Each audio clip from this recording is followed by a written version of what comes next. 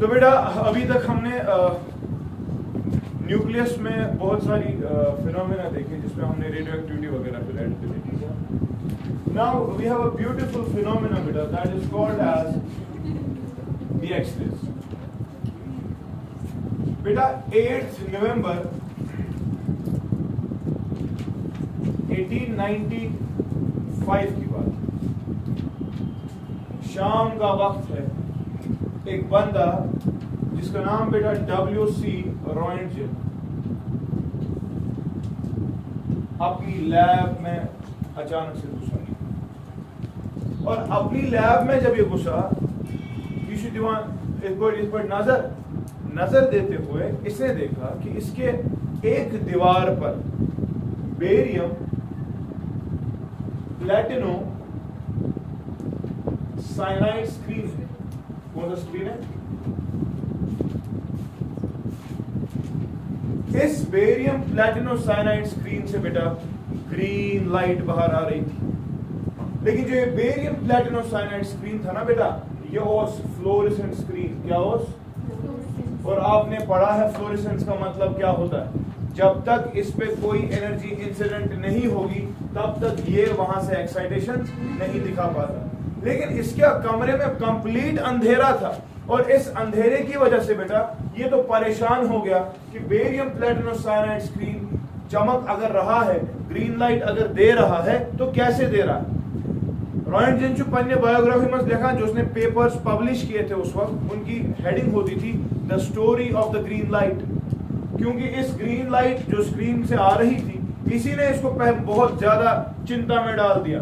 ये बड़ परेशान इसलिए थी क्या दोपने मैं यहाँ बड़ी ग्रीन लाइट आई थी कि मैं इसलिए आई थी कि मैं यहाँ से देख रहा था और अचानक से मुझे यहाँ से ग्रीन बीम एक नजर आ गई। तब जाकर मेरा अटेंशन हो गया इस पर कि भाई ये ग्रीन लाइट है इवांती शायद बेरियम प्लेटिनो साइनाइड स्क्रीन से। ठीक है, लेकिन इसके कमरे में बेटा कोई ऐसी चीज थी ही नहीं जो इस बेरियम प्लेटिनो साइनाइड स्क्रीन को एक्साइट कर पाती। क्लियर शाकिर ना? हाँ, इसके कमरे में बेटा लगा था एक कैथोड रे ट्यूब। क्या लगा था? एक कैथोड रे ट्यूब लगा था। लेकिन बेटा आप भी परेशान हो जाएंगे इस बात से कि जो ये कैथोड रे ट्यूब था बेटा इसको कार्डबोर्ड में बंद किया गया था और ये कार्डबोर्ड जो है ना बेटा ये ब्लैक कलर से ढका गया था और उस कवर डिफेक्ट और उस कार्डबोर्ड इसका मतलब ये कि कैथोड रे से कोई भी चीज बाहर नहीं आ पाएगी। ठीक है, ब्लैक स्क्रीन करना था बंद। और एक और एस्टोनिशिंग चीज ये थी कि जो ये बेरियम है ना, ये कैथोड रे ट्यूब था और ये बेरियम प्लेटिनो साइनाइड स्क्रीन था, इनके बीच में 9 फीट का गैप। कितना था? ये तो परेशान हो गया। तो कैथोड रे ट्यूब से ऐसी कौन सी चीज बाहर आ सकती है और 9 फीट कवर डिस्टेंस कर सकती है, तब जाकर बेरियम प्लेटिनो साइनाइड स्क्रीन को एक्साइट कर पाएगी, है कि? तो ये बड़ा परेशान हो गया। फिनोमेना ऑफ कवर अनयूजुअल चीज पानी साथ लेबोरेटरी में वुचमत चीज इसने फोटोग्राफिक फिल्म रखी थी और ये फोटोग्राफिक फिल्म को बेटा इसने कवर किया था किसमें? ब्लैक रैपर में। पूछा इस फोटोग्राफिक फिल्म ने भी क्या दिखाया था? एक्सपोजर दिखाया था। ये तो परेशान हो गया। मन थमान कबर्डस मन थमान ड्रॉवरस मन आसान इथे कन यल मगर इसके कमरे में कोई भी सोर्स ऑफ एक्साइटेशन नहीं है except this cathode ray tube. तो इसको शायद शक हो गया कि कुस्ताम चीज जो शायद कैथोड रे ट्यूब से आ जाता है जो बहुत तेज, क्योंकि अगर तेज नहीं होता तो मुझे दिखाई देता, जो इनविजिबल है और जो ट्रेवल करता है स्ट्रेट लाइंस में और जिसके पास शायद ये प्रॉपर्टी है कि वो पेनिट्रेट कर पाता है, क्योंकि अगर वो पेनिट्रेट नहीं कर पाता तो इस कार्डबोर्ड से बाहर नहीं आ पाता, ये फोटोग्राफिक फिल्म के अंदर नहीं घुस जा पाता। ठीक है कि नहीं? तो इन कैरेक्टर्स के साथ इसने बोला कुस्ताम चीज मैंने सच पाता कि let the rays be called as X rays and that is the reason बेटा यू स्टिल कॉल देम क्या छना वेरिएबल था मैथ्स में, let the variable be X, इसने रेज को ही एक्स रख दिया बिकॉज तब इंफॉर्मेशन कोई भी नहीं। तो ये विलियम कॉनराड रॉयंटजन का काम था बेटा जो इसने ये चीज डिस्कवर। अब वो प्रूव रहे रेडियो एक्टिव हेनरी बेक्यूरेल साहब इसी चीज को डिस्कस करने की कोशिश कर रहे थे। उसने फोटोग्राफिक फिल्म जिसे फ्लोरेसेंस की प्रॉपर्टीज भी, लेकिन बात उस टाइम अलग ही चीज और वहां से रेडियो एक्टिविटी निकल गया, ठीक है। और इस शख्स ने जब ये 3 पेपर पब्लिश किए, तीनों पेपर्स में अपने अनयूजुअल इवेंट्स लिखता है, इसके कमरे में क्या हो रहा है और ये डिस्कस करान तथ मज मे ना छन पता यम रेज कम अलबत्ता यम गसन तेज रेज, इनका पेनिट्रेटिंग पावर बहुत ज्यादा होनी चाहिए और इसके साथ साथ बेटा इनके पास ये क्षमता होनी चाहिए कि वो इनविजिबल होनी चाहिए, ठीक है। अगर इनविजिबल नहीं होती तो मुझे दिख रहा है, मैं तो देख लेता कि आई कहाँ से, लेकिन शक ये है कि शायद वो कैथोड रे ट्यूब से आ रहा, ठीक है। तो साल बीतते गए, किसी को कोई समझ नहीं आ रहा, लेकिन बेटा the year was 1930 when a person by the name बेटा Coolidge devised an apparatus बेटा that is called as an X-ray tube, X-ray, or it is sometimes called as बेटा the Coolidge tube. It was an apparatus जिसकी वजह से product produce किया जा सकता है बेटा एक्सरेज। इसने क्या किया वो देखना। इस शख्स ने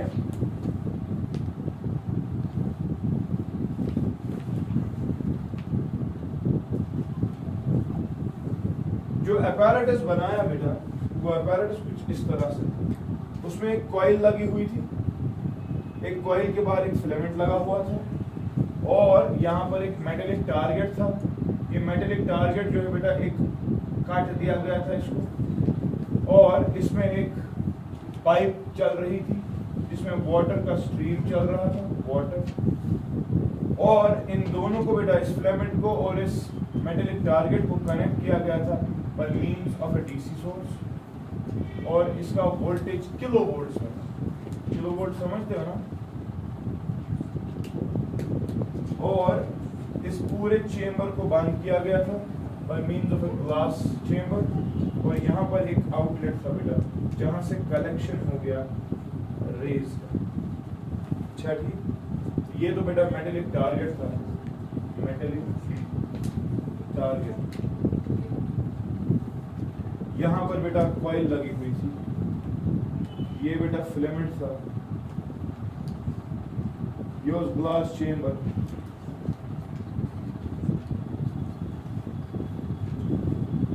ठीक, और यहाँ पर ये डीसी सोर्स था,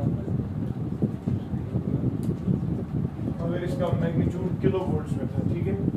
और जब ये नेगेटिव इसके साथ कनेक्ट करेंगे तो ये कैथोड बन जाएगा, और बेटा ये क्या बन जाएगा, एनोड बन जाएगा, ठीक है। और यहाँ पर एक वाटर स्ट्रीम चल रही है। अब अच्छे से देखना हो क्या रहा है। देखो बेटा, जब इस डीसी सोर्स की बात करेंगे, ऑब्वियस सी बात है, यहाँ पर नेगेटिव टर्मिनल है और यहाँ पर पॉजिटिव टर्मिनल। तो इसने क्या किया बेटा, इसने इस कॉइल को हीट, और हीट करने की वजह से बेटा जो फिलामेंट था, इस फिलामेंट से इलेक्ट्रॉन्स ऑलरेडी जो थे, हीट करने की वजह से टेम्परेचर बढ़ेगा बढ़ेगा बढ़ेगा, तो इफेक्टिवली इन इलेक्ट्रॉन्स की काइनेटिक एनर्जी बढ़ेगी। तो इन इलेक्ट्रॉन्स की काइनेटिक एनर्जी इतनी बढ़ जाती है कि इस टेम्परेचर की वजह से वो इलेक्ट्रॉन्स अब बाहर आने लगते हैं। बाहर क्यों आएंगे सर, वो यहाँ क्यों नहीं जाएंगे? यहाँ इसलिए नहीं गए बेटा क्योंकि ये जो ऑलरेडी नेगेटिव चार्ज, नेगेटिव थे इलेक्ट्रॉन थे, क्या नेगेटिव मन क्या मान में रिपल्शन, इफेक्टिवली ये इलेक्ट्रॉन ऊपर नहीं जा सकते, ये इस फिलामेंट से बाहर आने की कोशिश करेंगे, and they come out by phenomena of बेटा थर्मो आयोनिक एमिशन। कौन सा एमिशन, जरा प्लीज चुप करो आप सब। थर्मो आयोनिक एमिशन की वजह से इलेक्ट्रॉन्स बाहर आ रहे हैं, और जब थर्मो आयोनिक एमिशन की वजह से बेटा इलेक्ट्रॉन्स बाहर आ रहे हैं, आप देख सकते हैं कि यहाँ पर पॉजिटिव टर्मिनल है और ये नेगेटिव टर्मिनल है, और इलेक्ट्रिक फील्ड का डायरेक्शन बेटा कुछ ऐसा होगा, वो है कि नहीं? अब इलेक्ट्रिक फील्ड अगर ऐसे है तो इलेक्ट्रॉन इस इलेक्ट्रिक फील्ड के अंदर आ गया, तो बताओ क्या होने वाला है? इस इलेक्ट्रॉन को इस इलेक्ट्रिक फील्ड की वजह से फोर्स मिलेगा, और फोर्स की डायरेक्शन आपको पता है बेटा F -E × E, यानी कि ये इलेक्ट्रिक फील्ड के खिलाफ लगेगा। तो कहने का मतलब इलेक्ट्रॉन्स अपने आप को पाते हैं इनसाइड दिस इलेक्ट्रिक फील्ड, और इलेक्ट्रिक फील्ड की वजह से आप इलेक्ट्रॉन्स को फोर्स लगने वाला है अगेंस्ट द फील्ड, यानी कि जब फोर्स लगेगा, इन पे फोर्स लग रहा है, तो विच इंप्लाइज बेटा आती ना एक्सेलरेशन। जब एक्सेलरेशन आएगी तो वेलोसिटी क्या हो जाएगी, कंटिन्यूअसली इंक्रीज। कहने का मतलब अगर यहाँ पर ये जीरो वेलोसिटी पर थे, आहिस्ता आहिस्ता से वेलोसिटी बढ़ रही है बढ़ रही है बढ़ रही है, तो यहाँ पर जब ये हिट करने वाले होंगे, इनकी वेलोसिटी क्या होगी, मैक्सिमम, और इनकी काइनेटिक एनर्जी क्या होगी, मैक्सिमम। ऐसा कि ना, होगी कि नहीं? दबान इनकी velocity 1/10 the velocity of light हो जाती, इतना ज्यादा यहाँ पर वोल्टेज। बात समझ रहे हो कि नहीं? क्योंकि ये क्या डीसी 30,000 वोल्ट किलो वोल्ट की बात हो रही, तो ये 1000 वोल्ट की बात हो रही, तो यहाँ 40,000 वोल्ट 20,000 वोल्ट, इतना ज्यादा वोल्टेज। तो इस वोल्टेज की वजह से ये एक्सेलरेटिंग वोल्टेज बन गया। इस वोल्टेज ने इलेक्ट्रॉन्स को एक्सेलरेट कराया from cathode towards anode, Chhathi, such that इनकी वेलोसिटीज कितनी पहुंचती 1/10 the velocity of upon when these electrons with such maximum kinetic energy hit the metallic target। Chhathi, metallic target को हिट करने के बाद बेटा क्या होता है, मेटेलिक टारगेट को हिट करने के बाद हमने ये देखा कि यहाँ से इलेक्ट्रोमैग्नेटिक रेडिएशन बाहर आ जाती है, और उन इलेक्ट्रोमैग्नेटिक रेडिएशंस का एक हिस्सा ऐसा होता है जिसकी वेवलेंथ बेटा 0.1 नैनोमीटर होती है या 1 एंगस्ट्रॉम होती है, और यही हिस्सा उस इलेक्ट्रोमैग्नेटिक स्पेक्ट्रम का बेटा एक्स रेज कहलाता है। क्लियर छात्र? So later on it was confirmed that whenever these electrons with high kinetic energies are made to hit the metallic targets, high आप समझो कितना, velocity should be 1/10 the velocity of light, इतना तेज electrons चलने चाहिए, तब जाकर वो किसको हिट करने चाहिए, मेटेलिक टारगेट को। और ये मेटेलिक टारगेट के साथ कुछ हो जाता है जिसकी वजह से वो क्या देता है, इलेक्ट्रोमैग्नेटिक रेडिएशन। और इलेक्ट्रोमैग्नेटिक रेडिएशन का एक हिस्सा ऐसा होता है जिसकी वेवलेंथ बहुत कम होती है, 0.1 नैनोमीटर से लेकर मतलब 1 एंगस्ट्रॉम, और उस वेवलेंथ के इलेक्ट्रोमैग्नेटिक रेडिएशन क्या बोला गया, एक्स रेज। दोकिम एक्स रेज यम छ यमन छ high penetrating power, they can penetrate wood, they can penetrate flesh, and आप देखते हैं बेटा they travel in straight lines, they are invisible, दिखते नहीं, छठी they travel with the velocity of light, बहुत तेज चलते। क्लियर छात्र? समझ आ गया इतना? जरा पहले कॉपी करो, इसके बाद आगे चलते हैं।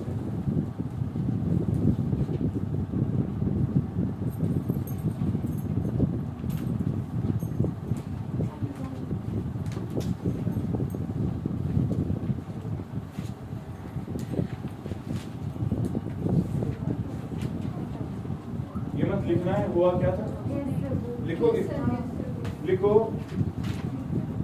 When the coil of the filament was heated, when the coil of the filament was heated, the electrons came out. When the coil of the filament was heated, the electrons came out by shabash thermoionic emission, by thermoionic emission,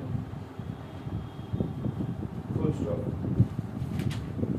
These electrons got accelerated, these electrons got accelerated towards the anode,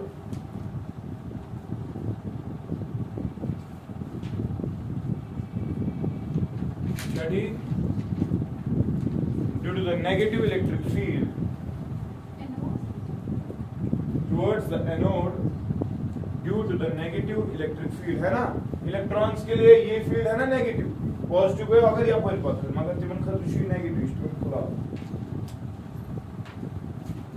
These electrons got accelerated towards the anode due to the negative electric field. Their velocities increased 1/10 the velocity of light.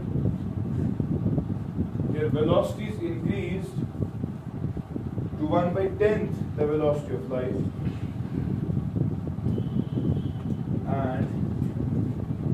and after striking the metallic target,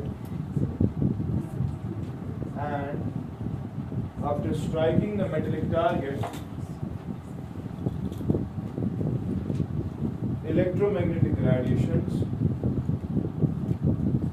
with wavelength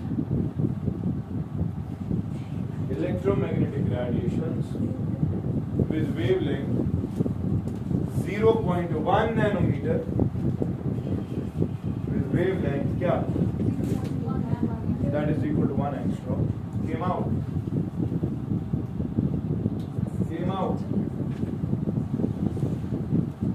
These electromagnetic radiations, these these electromagnetic radiations were called as X-rays. Were called as X-rays. Chhathi full stop. X-rays are invisible electromagnetic waves. X-rays are invisible electromagnetic waves which are produced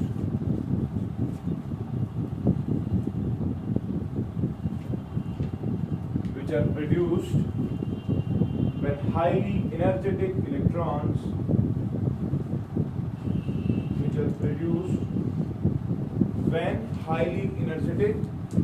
electrons fall on metallic targets. When highly energetic electrons fall on metallic targets, Chhathi full stop. Their wavelength is 1 angstrom.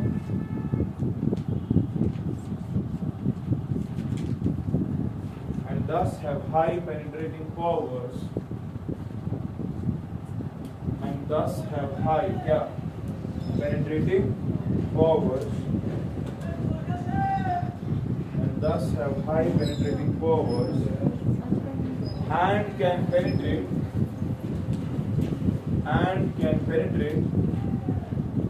wood and can penetrate wood, flesh, etc. Chatti, they travel at the velocity of light. They travel at the velocity of या clear छे होता।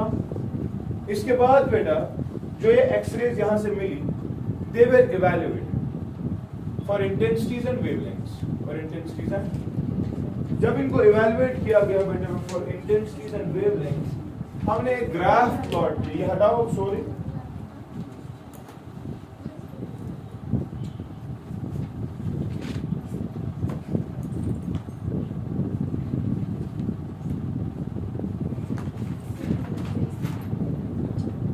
क्या देखो बेटा, जब हमने graph plot किया for the intensity of X-rays and its corresponding wavelength, the graph came out to be something like this.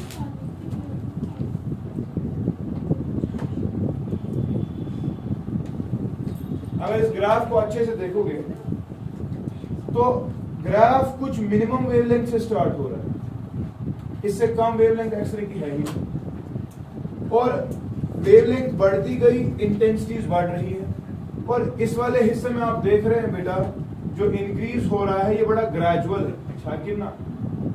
और फिर कुछ केसेस है जहां पर इंटेंसिटीज बड़ी शार्प, ये वाला केस, ये वाला केस, शाकिर ना। तो ये वाला हिस्सा शार्प है, ये ग्रेजुअल नहीं है। तो तीन बड़ी इंपॉर्टेंट चीजें यहां पर समझ आ रही। आप क्या था मिनिमम, इससे कम क्यों नहीं वेवलेंथ। दूसरी चीज ग्राफ का एक हिस्सा ग्रेजुअल, और तीसरी चीज बेटा क्या, यहां पर इंटेंसिटीज कहीं पर शार्प। तो जब इस चीज को देखा गया बेटा, the gradual part of the graph बेटा, it is called as continuous X-ray. कैसे दबा, it is the consequence of the formation of the continuous X-rays. X-rays कुछ ऐसी होती जो कंटिन्यूअस होती, वो होती क्या, वो इसके बाद पढ़ेंगे। कंटिन्यूअस एक्सरेज ग्रेजुअल ग्राफ को एक्सप्लेन कर पाता। कंटिन्यूअस एक्सरे जो है बेटा, it is an example of continuous spectrum. कौन सा स्पेक्ट्रम, कंटिन्यूअस स्पेक्ट्रम वो स्पेक्ट्रम होता है बेटा जिसमें सारी की सारी वेवलेंथ्स होती है।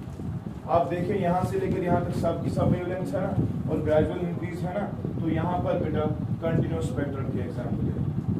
सन, इसका स्पेक्ट्रम कंटिन्यूअस, इसमें सब कुछ आता है, इंफ्रारेड भी आता है, यूवी भी आता है, ऑप्टिकल भी आता है, सब कुछ आता है। तो it is an example of continuous. इसे बेटा अगर इस इमेज का करो जो यहाँ पर ये हाई इंटेंसिटीज की बात हो रही है, तो यहाँ पर जो ये ग्राफ है बेटा, ये और ये दोनों बेटा कैरेक्टरिस्टिक एक्सरेज। कौन सी एक्सरेज, कैरेक्टरिस्टिक एक्सरेज। एक्सरेज की कैरेक्टरिस्टिक्स क्या है, ये types of X rays, there are different type of, इनको कैरेक्टरिस्टिक एक्सरेज कहते हैं, जिनकी इंटेंसिटी कुछ अलग सी, ठीक है। तो ये एक सीरीज है बेटा जिसको एल सीरीज कहते हैं, ये एक सीरीज है जिसको के सीरीज कहते हैं, वो भी अभी समझ आएगा। तो ये कैरेक्टरिस्टिक एक्सरेज जो है बेटा, ये पूरी गुंज है एक पर्टिकुलर वेवलेंथ पे ऐसी इंटेंसिटी है ना। तो it is an example of line spectrum, it is an example of एक पर्टिकुलर लाइन, हर लाइन ऐसी नहीं। कैरेक्टरिस्टिक एक्सरेज जो होती है बेटा, याद रखना, they are actually the signature of an atom, they are sometimes also called as the fingerprints of an atom, क्योंकि इनको ट्रेस करके सीधे समझ आ जाता है कि ये किस एटम में क्या हुआ था, तब जाकर ये क्रिएट हो गई। तो दिस इज कॉल्ड एज क्या, the signature of an atom. They are sometimes also called as better fingerprints. छठी इब्सरी नाम से कैरेक्टर एक्सरेज, ठीक। अब मसला ये है कि कंटिन्यूअस एक्सरेज कैसे बनती है, कैरेक्टरिस्टिक एक्सरेज कैसे बनती है, ठीक है। तो अगर मैं बेटा कंटिन्यूअस एक्सरेज की बात करूं, कंटिन्यूअस एक्सरेज बनती है by a phenomena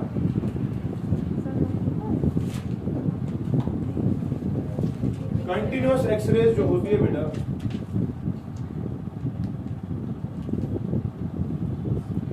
they are formed by phenomena called as bremsstrahlung. क्या सुना?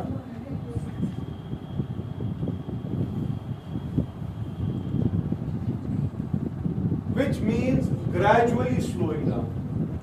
क्या? Gradually slowing down। ये क्या मतलब वो gradually slowing down? नजर देखो बेटा, हमने अभी देखा कि जब एक हाईली एनर्जेटिक इलेक्ट्रॉन एटम को हिट करेगा, मतलब मेटलिक टारगेट को हिट करेगा, तब जाकर ये एक्सरेज बनती।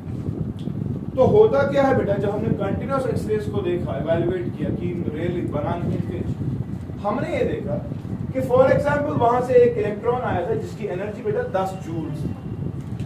इलेक्ट्रॉन जब मेटलिक टारगेट के अंदर जाने की कोशिश करेगा, ऑब्वियस सी बात है वहां बहुत सारे एटम्स और बहुत सारे एटम्स के न्यूक्लियर भी, वो न्यूक्लियर इस इलेक्ट्रॉन को खींचेंगे ना अपनी तरफ, लेकिन while doing so it will undergo collisions with the various atoms, various electrons of the other species, है कि नहीं? मेटलिक टारगेट के अंदर जब ये चला जाएगा, उस मेटलिक टारगेट के अंदर जाते ही इसको बहुत सारे एटम्स मिलेंगे, बहुत सारे इलेक्ट्रॉन्स मिलेंगे, उनके साथ कोलिजन करके ऑब्वियस सी बात है it will lose energy। So every collision will reduce some energy from the original content। 10 joule में से अब 10 जूल नहीं बचेंगे। इसका पहला कोलिजन हो गया, से फॉर एग्जांपल इसने 2 जूल एनर्जी लूज कर दी। जब इसने, चलो मैं यहाँ लिख रहा हूँ -2, जब इसको दबा जूल और जूल, जब इसका 8 जूल बच गया, समझना ये 2 जूल जो है बेटा, ये कन्वर्ट हो गया इंटू फोटोन ऑफ एक्स। बात समझ रहे? तो उस एक्सरे का कोई पर्टिकुलर वेवलेंथ होगा, बात समझ रहे? लेकिन जब अगली टक्कर होगी, अब ये दोनों ही लूज करेगा, अब ये ज्यादा लूज क्योंकि कमजोर हो चुका है ना। मन करिए सपोज 3 जूल लूज, 3 जूल से एक और फोटोन बाहर आएगा, उसकी एक पर्टिकुलर फ्रीक्वेंसी, उसकी एक पर्टिकुलर वेवलेंथ हो। तो आप क्या देख रहे हैं, 2 भी, 3 भी, इसे बढ़े 4 भी, बात समझ? मतलब अब इसमें 5 जूल बच गए। सपोज 5 जूल के वजह से टक्कर खाई और बेटा यहाँ पर अब 4 ही जूल बच गए, यानी कि 1 जूल इसमें कम हो गया, तो 1 जूल वाला भी आ गया। ऐसा भी हो सकता है कि 4 जूल की वजह से टक्कर खाए, 4 जूल खत्म हो गया और ये खत्म हो गया, slow down, it has completely come to rest. But आप ये देख रहे हैं कि हर कोई पॉसिबल वैल्यू ऑफ एनर्जी इससे एक्सट्रैक्ट किया जा सकता है। जब इससे हर कोई पॉसिबल वैल्यू एक्सट्रैक्ट किया जा सकता है, तो उसकी कोई पर्टिकुलर फ्रीक्वेंसी आएगी ना, वो सब पॉसिबल फ्रीक्वेंसीज पॉसिबल है, और उसके बाद उन फ्रीक्वेंसीज की कॉरेस्पॉन्डिंग वेवलेंथ्स भी पॉसिबल होगी। तो कंफर्म ये हो रहा है कि अगर कोई भी एनर्जी बाहर आ सकती है टक्कर की वजह से, ये ग्रेजुअली आहिस्ता आहिस्ता से क्या हो रहा है, slow down, and therefore from the top to the bottom all the possible values of frequency and therefore wavelengths are possible. अच्छा, इसीलिए आप ये देख रहे हैं बेटा कि ग्राफ बड़ा ग्रेजुअल है, यहां से लेकर यहां तक सब की सब वेवलेंथ्स है। क्यों? क्योंकि इलेक्ट्रॉन मैंने एग्जांपल 100 जूल वाला आ गया, 50 जूल वाला, 1000 जूल वाला आ गया, क्योंकि हाईली एनर्जेटिक चाहिए। तो वो एनर्जी लेकर जब वो कंटिन्यूअस कोलिजन्स खाते हैं, तो सब की सब एनर्जीज आहिस्ता आहिस्ता से पॉसिबली एक्सट्रैक्ट हो रही है, और जब ये एक्सट्रैक्ट होती है अच्छी कन्वर्ट कर फोटॉन। ठीक है, अब देखो बेटा हो सकता क्या है। एक एक्सट्रीम केस पॉसिबल है कि एक ही टक्कर हुआ और उस टक्कर में सारी 10 जूल्स खत्म हो गई, तो जो फोटोन बाहर आए वो बड़ा हाईली एनर्जेटिक फोटोन होगा। फिर देखो अब एनर्जी पहले मुझे बताओ, काइनेटिक एनर्जी क्या था इस बराबर इलेक्ट्रॉन। इस इलेक्ट्रॉन को काइनेटिक एनर्जी किसकी वजह से मिली है? एक्सेलरेटिंग वोल्टेज की वजह से, वो है कि नहीं? तो दरअसल पोटेंशियल डिफरेंस आपने बेटा V लगाया था कि नहीं?